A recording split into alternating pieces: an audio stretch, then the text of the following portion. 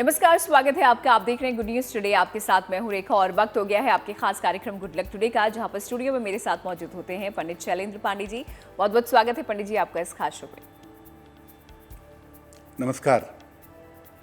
तो पंडित जी से आज हम जानेंगे पाप मोचनी एकादशी के बारे में। क्या इसकी महिमा होती है, क्या इसका महत्व होता है और किस प्रकार इस दौरान पूजा अर्चना करने से आप अपने पापों का प्रायश्चित कर सकते हैं। तो कैसे करनी है आपको पाप मोचनी एकादशी पर पूजा अर्चना, ये हम आपको बताएंगे, लेकिन शुरुआत कर लेते हैं गुड लक मंत्र के साथ।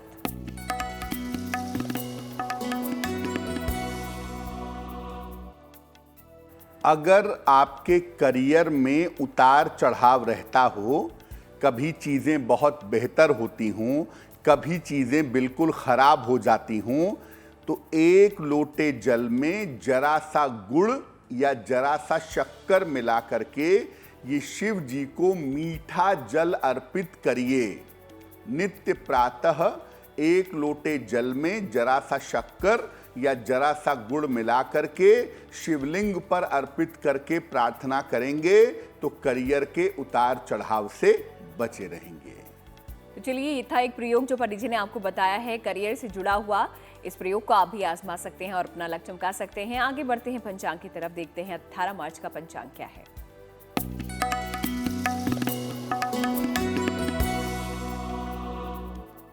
दिनांक 18 मार्च 2023, दिन शनिवार, तिथि है चैत्र कृष्ण पक्ष की एकादशी तिथि, सुबह के 11:13 तक।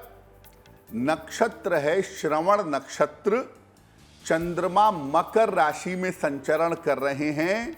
राहु काल का समय प्रातः काल 9 बजे से 10:30 तक।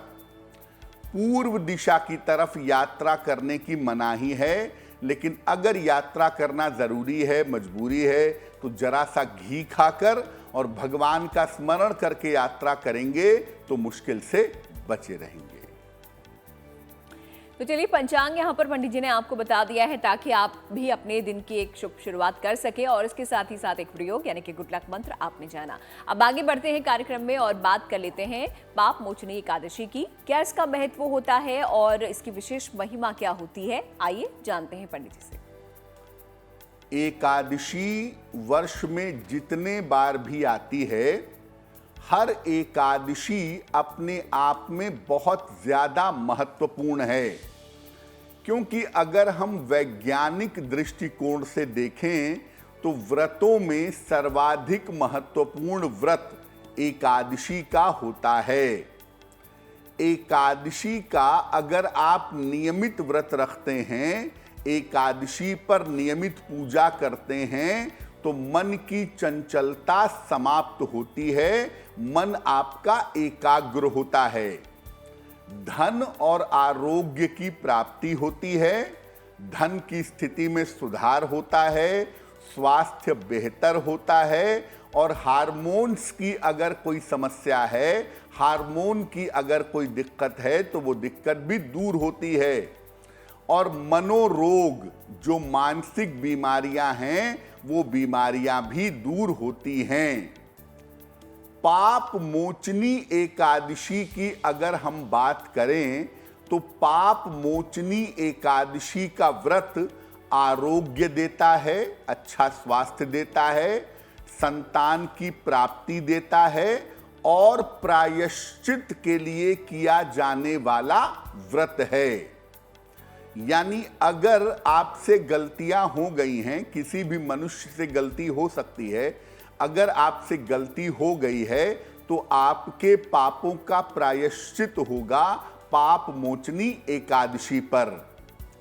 इस व्रत से पूर्व कर्म के जो ऋण हैं और जो राहु की समस्याएं हैं, वो भी दूर हो जाती हैं।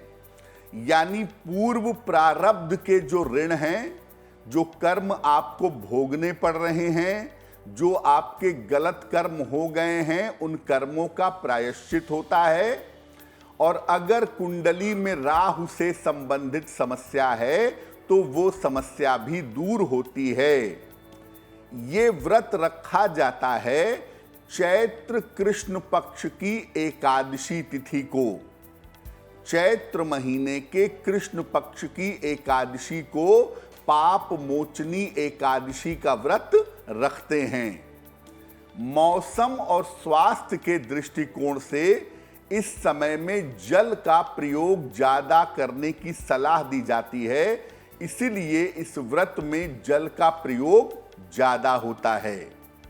और इस बार पाप मोचनी एकादशी का जो संयोग है वो संयोग 18 मार्च को बन रहा है, यानी 18 मार्च को पाप मोचनी एकादशी के व्रत का हम पालन करेंगे, अपने मन को बेहतर बनाएंगे और अपने पापों का प्रायश्चित करेंगे।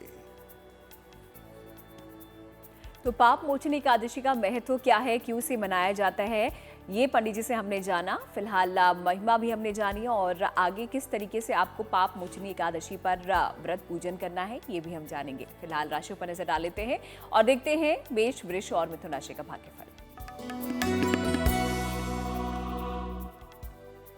मेष राशि, धन लाभ के अच्छे योग फिलहाल आपके लिए दिखाई दे रहे हैं। धन की प्राप्ति होगी, संतान का सहयोग और प्रेम आपको मिलेगा और आपके करियर की समस्याओं में सुधार होगा।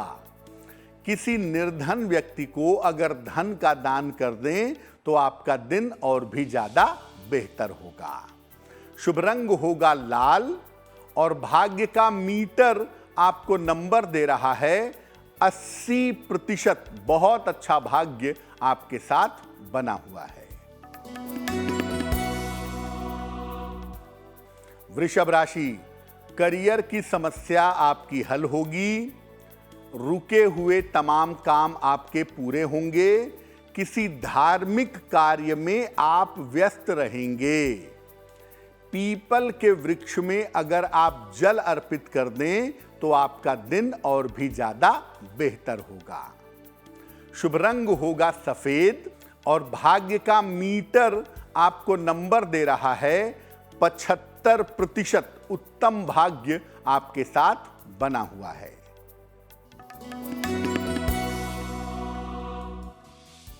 मिथुन राशि, स्वास्थ्य का ध्यान बनाए रखें, जल्दबाजी में कोई भी निर्णय न लें, वाद विवाद से इस समय बचाव करें। शनि मंत्र का अगर आप जप करें तो आपका दिन और भी ज्यादा बेहतर होगा। शुभ रंग होगा धानी और भाग्य का मीटर आपको नंबर दे रहा है 60%, यानी मेहनत ज्यादा होगी, भाग्य थोड़ा कम होगा। तो मेष, वृष और मिथुन राशि के बारे में हमने पंडित जी से यहाँ पर जान लिया है। अब आ जाते हैं आज के पहले ईमेल की तरफ और देख लेते हैं जो पहला सवाल है वो हम किसका लेने जा रहे हैं। पंडित जी। जी,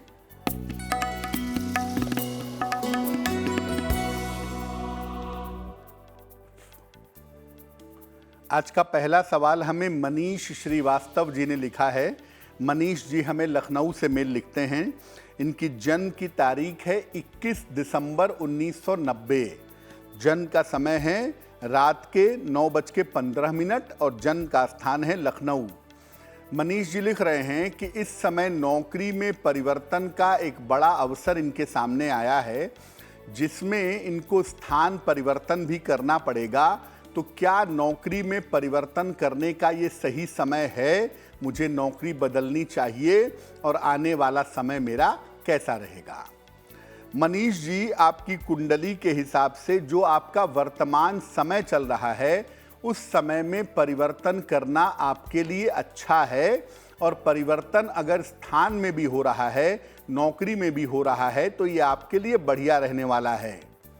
आने वाले समय में करियर के माध्यम से आपको विदेश जाने का मौका भी मिलेगा और आने वाले समय में आपका करियर भी काफ़ी अच्छा दिखाई दे रहा है। अभी के लिए केवल आपको 2 बातों का ध्यान रखना है। एक, अगर प्रॉपर्टी में पैसा लगा रहे हैं तो सावधानी रखेंगे, और दूसरा, वाहन चलाने में थोड़ा संभल कर चलाएंगे। रोज शाम को 108 बार शनि मंत्र का अगर आप जप करें, ओम शं शनैश्चराय नमः, और हर शनिवार की शाम को पीपल के वृक्ष के नीचे सरसों के तेल का दीपक जलाएं तो आपकी मुश्किलें हल हो जाएंगी। तो अगर आप भी कोई सवाल पंडित जी से पूछना चाहते हैं तो अपने सवाल लिखिए और उन्हें भेज दीजिए हमें इस ईमेल आईडी पे जो आप अपनी टीवी स्क्रीन पर देख रहे हैं। पाप मोचनी एकादशी के बारे में हम बात कर रहे हैं, उसकी महिमा और महत्व के बारे में तो हमने जान लिया, लेकिन अगर आप पाप मोचनी एकादशी पर व्रत कर रहे हैं तो क्या कुछ नियम इस दौरान इस व्रत के होते हैं? आइए देखते हैं पंडित जी से। पाप मोचनी एकादशी का व्रत कितना महत्वपूर्ण है ये आपने जान लिया। अब ये जानिए कि इस व्रत को रखने के नियम क्या हैं। ये व्रत दो प्रकार से रखा जाता है। एक तो निर्जल व्रत रखा जाता है जिसमें आप जल का सेवन भी नहीं करेंगे, और एक रखा जाता है फल वाला या जल वाला, यानी जिसमें आप जल पीकर फल खाकर व्रत रख सकते हैं। सामान्यतः निर्जल व्रत उसी को रखना चाहिए जो पूरी तरीके से स्वस्थ हो। पूरी तरीके से स्वस्थ व्यक्ति ही निर्जल व्रत रखेगा। बाकी लोग फल खाकर या जल पी करके ये व्रत रख सकते हैं। इस व्रत में दशमी को केवल एक बार सात्विक आहार ग्रहण करना चाहिए, यानी दशमी तिथि को आप एक बार सात्विक भोजन खाइए। एकादशी को प्रातः काल सुबह के समय भगवान विष्णु का, श्री हरि का पूजन करना चाहिए। अगर आप पाप मोचनी एकादशी पर रात में जग करके, रात में ध्यान करके भगवान विष्णु की, श्री हरि की पूजा करें तो हर पाप का प्रायश्चित हो सकता है।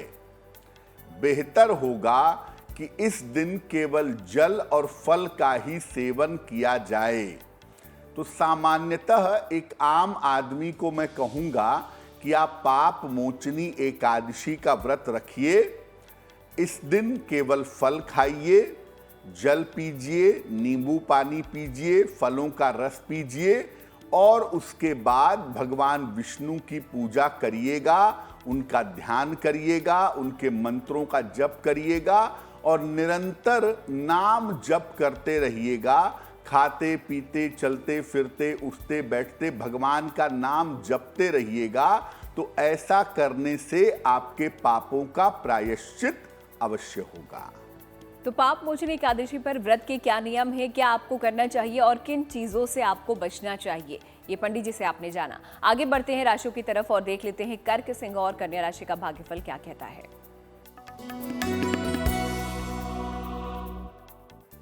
कर्क राशि, करियर की तमाम समस्याएं धीरे धीरे आपकी हल होती चली जाएंगी। मानसिक चिंताएं आपकी समाप्त होंगी। धन की स्थिति आपके लिए बेहतर रहेगी। किसी निर्धन व्यक्ति को अगर धन का दान कर दें तो आपका दिन और भी ज्यादा शुभ होगा। शुभ रंग होगा गुलाबी, और भाग्य का मीटर आपको नंबर दे रहा है 70%। मध्यम भाग्य आपके साथ बना हुआ है।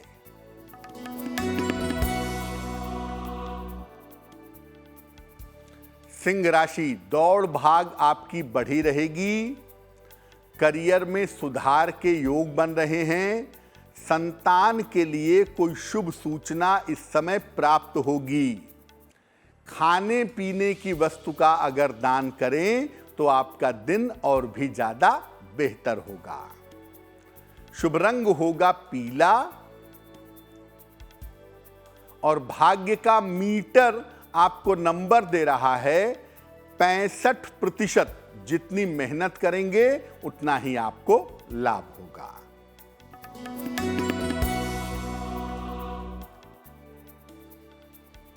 कन्या राशि, महत्वपूर्ण काम इस समय आपका बन जाएगा। धन की स्थिति आपकी अच्छी रहेगी। इस समय वाहन खरीद सकते हैं या वाहन की प्राप्ति हो सकती है। पीपल के वृक्ष में जल अर्पित करें तो आपका दिन और भी ज्यादा बेहतर होगा। शुभ रंग होगा हरा और भाग्य का मीटर आपको नंबर दे रहा है 75%।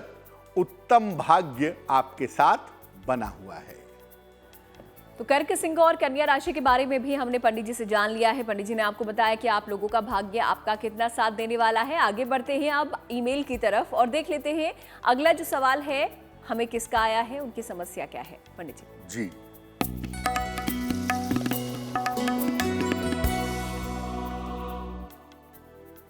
अगला प्रश्न हमें नमिता अग्रवाल ने लिखा है। नमिता हमें गोरखपुर से मेल लिखती हैं। इनकी जन्म की तारीख है 9 अप्रैल 1985, 1985। जन्म का समय है 5:15 और जन्म का स्थान है वाराणसी। मेल लिखती हैं गोरखपुर से। ये लिख रही हैं कि वैवाहिक जीवन में दिक्कतें बहुत रहती हैं, छोटी छोटी बातों पर तनाव होता है, तो वैवाहिक जीवन को बेहतर करने के लिए मुझे क्या उपाय करना चाहिए। नमिता, सबसे पहले बता दूं कि आपका वैवाहिक जीवन आगे ठीक चलेगा।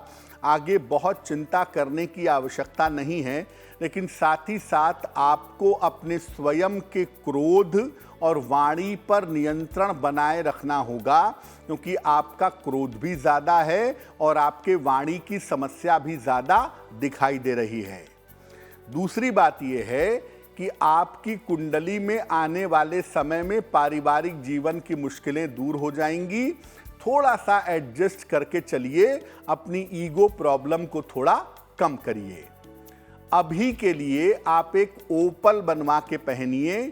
लगभग 12 से 14 रत्ती का ओपल चांदी की अंगूठी में, दाहिने हाथ की तर्जनी उंगली में, शुक्रवार की शाम को ओपल पहनने से आपको लाभ होगा।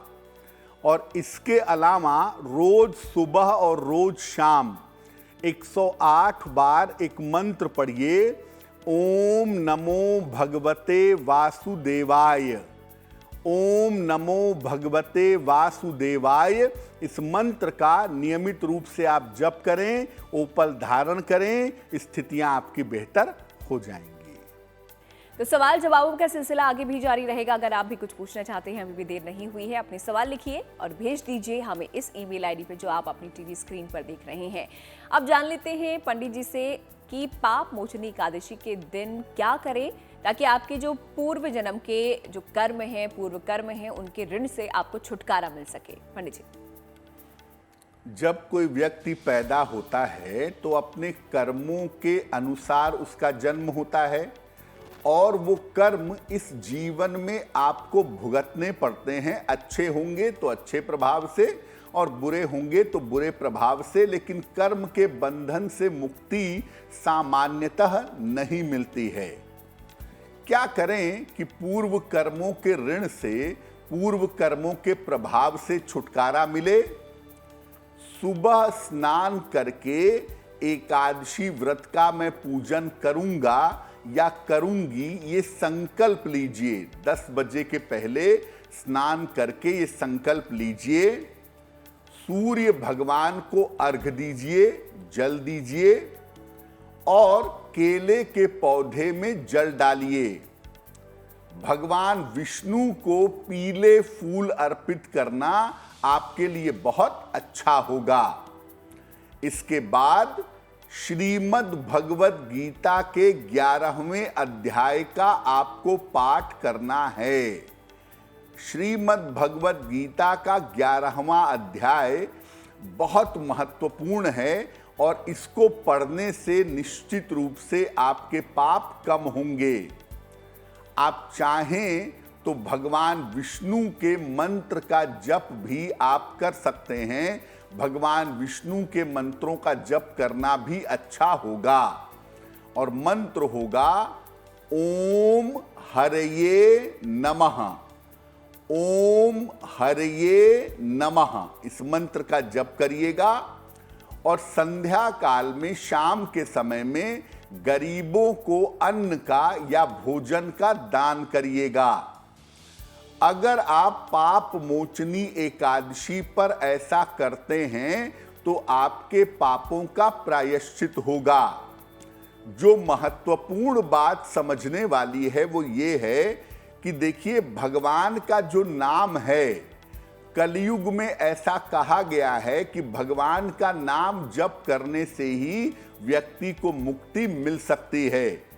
तो आप पाप मोचनी एकादशी पर पूरे दिन और पूरे रात खाते पीते चलते फिरते सोते बैठते उठते जगते भगवान के नाम का स्मरण करते रहिएगा।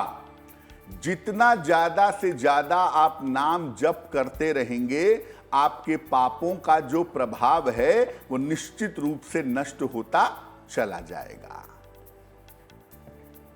तो पाप मोचनी एकादशी पर पूर्व कर्मों के ऋण से किस प्रकार आप छुटकारा पा सकते हैं, क्या कुछ आपको करना है, ये करने के लिए आपने देखा और सुना पंडित जी से। फिलहाल आगे बढ़ते हुए अगली 3 राशियों की तरफ भी नजर डाल लेते हैं। देखते हैं तुला, वृश्चिक और धनु राशि का भाग्यफल क्या है। तुला राशि, स्वास्थ्य का ध्यान बनाए रखें, धन की हानि ना हो इसका भी ध्यान रखें, और बड़े निर्णय अभी 1-2 दिन के लिए टाल देना बेहतर होगा। शनि मंत्र का ओम शं शनैश्चराय नमः अगर इसका जप करें तो दिन की मुश्किलें बहुत हद तक कम हो जाएंगी। शुभ रंग होगा नीला, और भाग्य का मीटर आपको नंबर दे रहा है 60%, यानी मेहनत ज्यादा होगी, भाग्य थोड़ा कम रहेगा।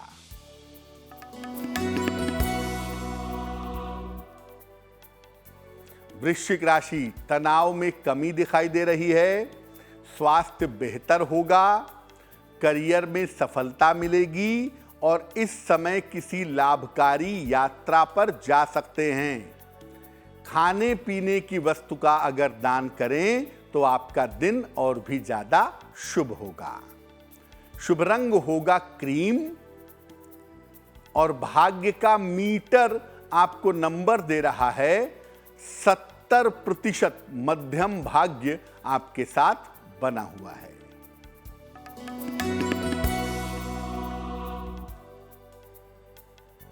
धनु राशि, मान सम्मान आपका बढ़ेगा, आर्थिक फायदा होगा आपको, करियर में कोई बड़ी सफलता इस समय आपको मिल सकती है। किसी निर्धन व्यक्ति को अगर धन का दान कर दें तो आपका दिन और भी ज्यादा शुभ होगा। शुभ रंग होगा नारंगी, और भाग्य का मीटर आपको नंबर दे रहा है 80%, बहुत अच्छा भाग्य आपके साथ बना हुआ है। तो राशियों के बारे में पंडित जी आपको बता ही रहे हैं, आपका दिन कैसा बीतने वाला है ये भाग्यफल के जरिए आप जान रहे हैं, और इसके अलावा आप लोगों के सवाल भी पंडित जी यहाँ पर ले रहे हैं और उनके जवाब आपको दे रहे हैं। तो सवाल देख लेते हैं अगला किसका है और उनकी समस्या क्या है। पंडित जी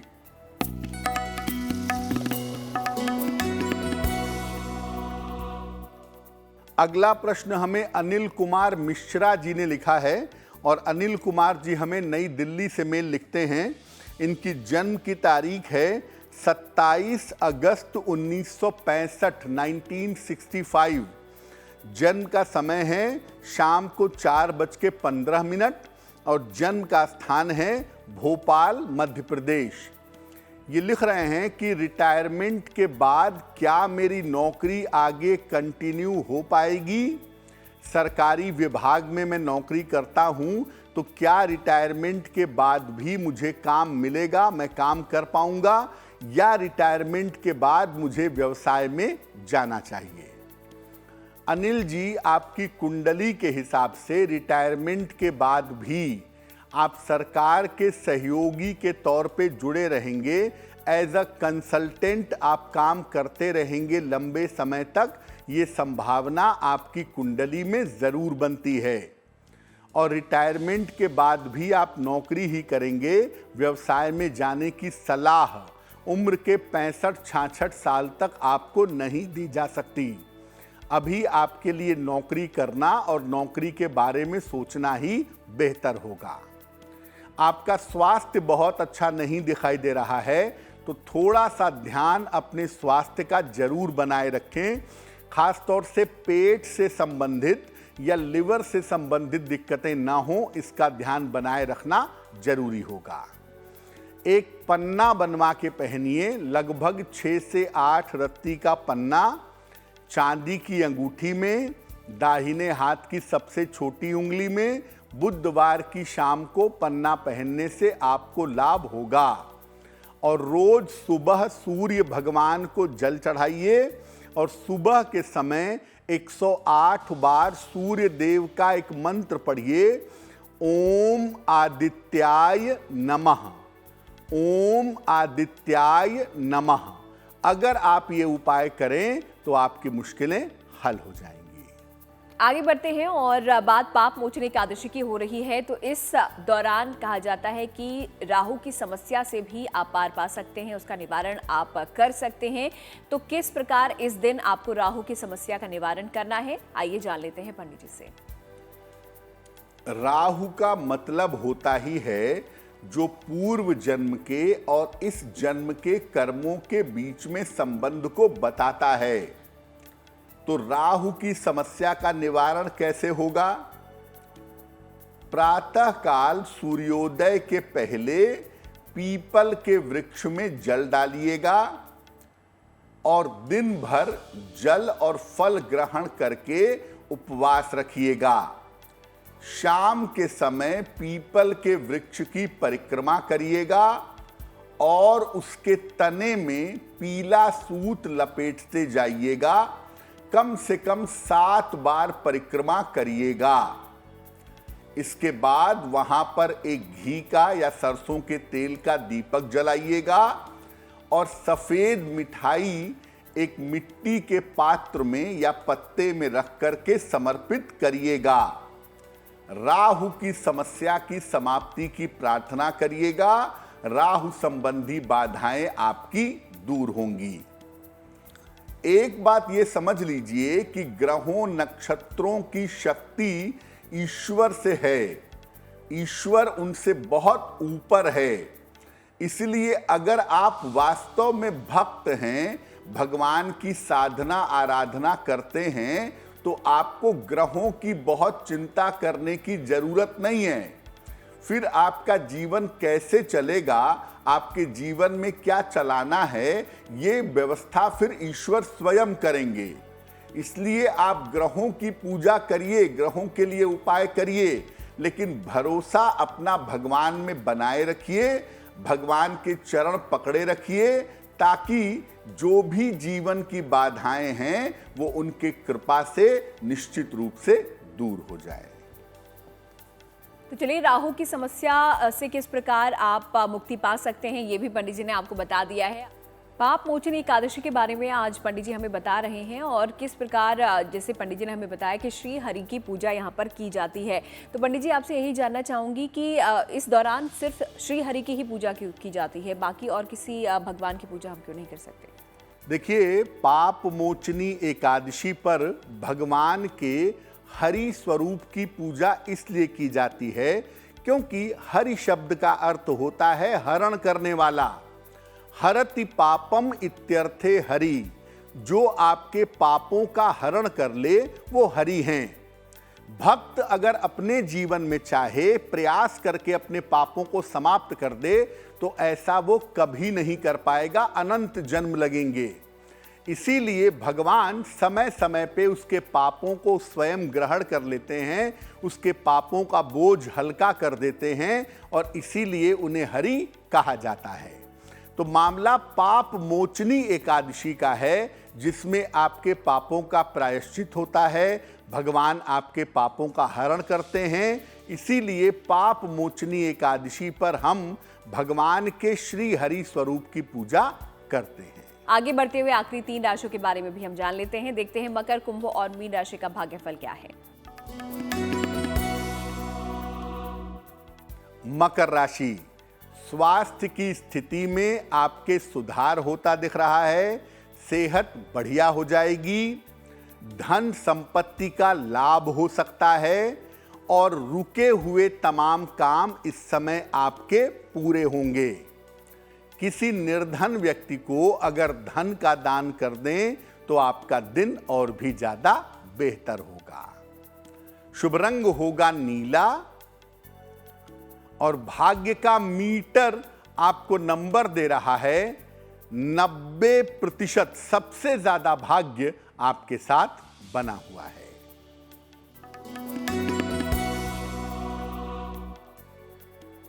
कुंभ राशि, वैवाहिक जीवन का ध्यान बनाए रखें, दूसरों का बोझ अपने सर पर न लें और व्यर्थ के विवादों से बचाव करें।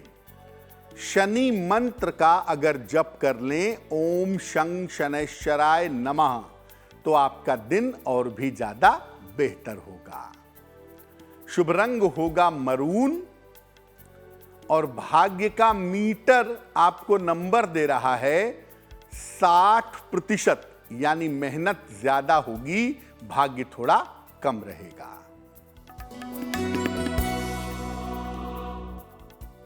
मीन राशि, पुरानी समस्याएं आपकी हल होंगी, संतान पक्ष की उन्नति होगी, धन लाभ के योग आपके लिए बन रहे हैं। खाने पीने की वस्तु का दान करें तो आपका दिन और भी ज्यादा बेहतर होगा। शुभ रंग होगा सुनहरा और भाग्य का मीटर आपको नंबर दे रहा है 70%। मध्यम भाग्य आपके साथ बना हुआ है। तो सभी राशियों के बारे में पंडित जी ने आपको जानकारी दे दी है, आपने अपना भाग्यफल जान लिया है और इसी के साथ वक्त हो जाता है आज के आखिरी ईमेल का भी। तो देख लेते हैं आखिरी सवाल हम किसका लेने जा रहे हैं पंडित जी। जी,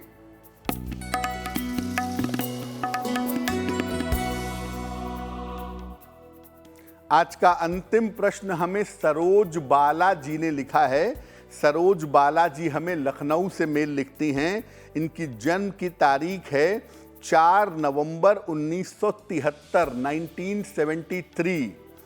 जन्म का समय है शाम को 3:05 दोपहर के आसपास और जन्म का स्थान है लखनऊ। सरोज बाला जी लिख रही हैं कि संतान को लेकर चिंताएं बहुत हैं, संतान के साथ तालमेल अच्छा नहीं है, संतान का व्यवहार बेहतर नहीं है, तो भविष्य में संतान से सुख कैसा मिलेगा और संतान के साथ तालमेल बेहतर करने के लिए क्या उपाय करें। देखिए, आपकी कुंडली के हिसाब से वर्तमान समय आपके संतान के लिए भी अच्छा नहीं है और आपके स्वयं के लिए भी अच्छा नहीं है। एक तो आप तनाव जरा कम पालिए, बेवजह की चिंताएं मत करिए, थोड़ा सा समय दीजिए, चीज़ें आपके हिसाब से बदल जाएंगी और भविष्य में आपकी संतान के साथ आपका तालमेल बेहतर अवश्य होगा। और दूसरी बात यह है कि भविष्य में संतान का सहयोग भी मिलेगा, समर्पण भी मिलेगा। लेकिन अभी आप शांति से रहिए, पारिवारिक मामलों में बेवजह के विवादों से बचिए।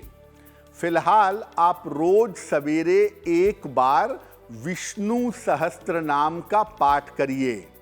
नित्य प्रातः एक बार विष्णु सहस्त्र नाम का पाठ करिए और एक पन्ना बनवा के पहनिए, लगभग 6 से 8 रत्ती का पन्ना, चांदी की अंगूठी में, दाहिने हाथ की सबसे छोटी उंगली में।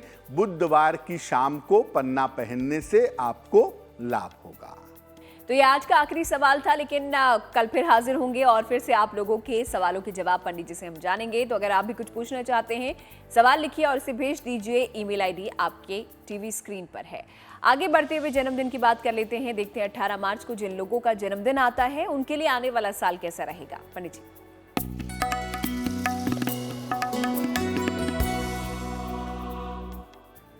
जिन लोगों का जन्मदिन 18 मार्च को है, उन्हें हम सबकी तरफ से जन्मदिन की हार्दिक शुभकामनाएं। आने वाले वर्ष में अपने स्वास्थ्य का बहुत ध्यान रखिएगा, करियर के निर्णयों में सावधानी बनाए रखिएगा। हालांकि धन की स्थिति कुल मिलाकर आपकी ठीक रहेगी। साल के अंत में अविवाहितों का विवाह निश्चित रूप से हो सकता है। क्या करेंगे? पूरे साल भर हनुमान जी की अगर आप उपासना करें, ज्यादा कुछ ना करें, हनुमान चालीसा का ही पूरे साल भर सुबह शाम पाठ करें तो आपके लिए बहुत अच्छा रहेगा। और चलिए अब जिज्ञासा को भी दूर कर लेते हैं। और पंडित जी, सवाल ये है कि क्या शाम को यहाँ पर कर्ज का लेन देन हमें नहीं करना चाहिए? बहुत सारे लोग ऐसा कहते हैं कि शाम के समय कर्जा देना भी नहीं चाहिए और कर्जा लेना भी नहीं चाहिए। क्यों कहते हैं ऐसा? देखिए, शाम का समय लक्ष्मी पूजा का समय है और लक्ष्मी के आगमन का समय है। सूर्यास्त के आसपास ज्यादातर घरों में दीपक जला करके पूजा की जाती है, क्योंकि वो समय लक्ष्मी का समय है, लक्ष्मी माता के आगमन का समय है। इस समय कर्ज का लेन देन बिल्कुल नहीं करना चाहिए, क्योंकि अगर आप ऐसा करते हैं तो लंबे समय तक आपको कर्ज की समस्या परेशान कर सकती है। तो जिज्ञासा भी यहाँ पर हमारी पंडित जी ने दूर कर दी है। अब आगे बढ़ते हुए शुभ पहर भी उनसे जान लेते हैं कि 18 मार्च का शुभ पहर क्या है। पंडित जी,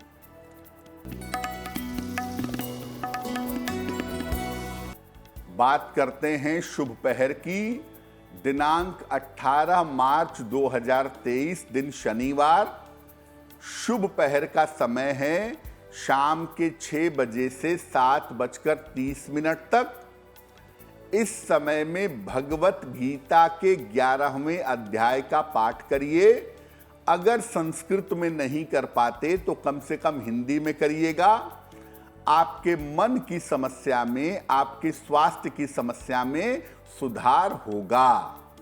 लेकिन करेंगे शुभ पहर में ही। समय फिर से नोट करें, 18 मार्च शनिवार शाम को 6 बजे से 7:30 के बीच में। शुभ पहर आपने जान लिया है। अब जान लेते हैं गुड लक राशि के बारे में। आजकल वाहन के बारे में पंडित जी हमें जानकारी दे रहे हैं, तो आज कौन सी राशि के बारे में पंडित जी हम जानने वाले हैं?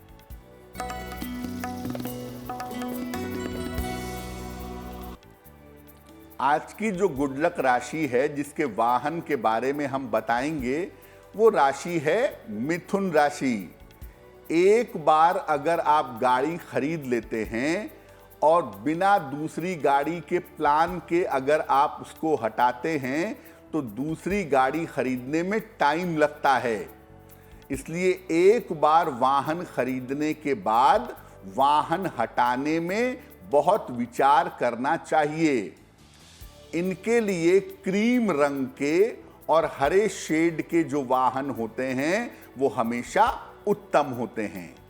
और जहां तक हो सके अपने वाहन में डैशबोर्ड पर भगवान गणेश की मूर्ति या चित्र अगर आप लगाएं तो आपके लिए बहुत अच्छा होगा। तो चलिए, गुड लक राशि के बारे में भी हमने जान लिया है। आगे आने वाले दिनों में और भी राशियों के बारे में हम आपको बताएंगे, लेकिन फिलहाल वक्त हो जाता है आखिरी पड़ाव का और महाउपाय का। तो देख लेते हैं महाउपाय क्या है आज का और किस प्रकार आप भी इससे लाभ उठा सकते हैं। पंडित जी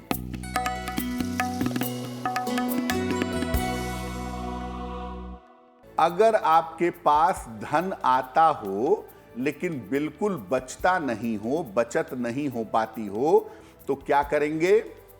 एक पीले कपड़े में 4 गांठ हल्दी की बांध लीजिए। इसको बृहस्पतिवार को अपने धन रखने के स्थान पर रख दीजिए और हल्दी को हर 6 महीने में बदलते रहिए। पुरानी हल्दी को जल में प्रवाहित कर दीजिए और नई हल्दी पुनः बांध करके रख दीजिए। अगर आप ऐसा करते हैं तो धन तो आएगा ही, धन की बचत कर पाना भी आपके लिए आसान होगा। इस महाउपाय के लिए पंडित जी आपका बहुत बहुत शुक्रिया और साथ ही साथ पाप मोचन एकादशी के बारे में जानकारी देने के लिए भी आपका शुक्रिया। धन्यवाद। तो गुड लक टुडे में आज के लिए फिलहाल इतना ही, लेकिन फिर होगी आपसे मुलाकात, एक और विषय पर चर्चा करेंगे पंडित जी के साथ। तब तक के लिए दीजिए इजाजत और देखते रहिए GNT।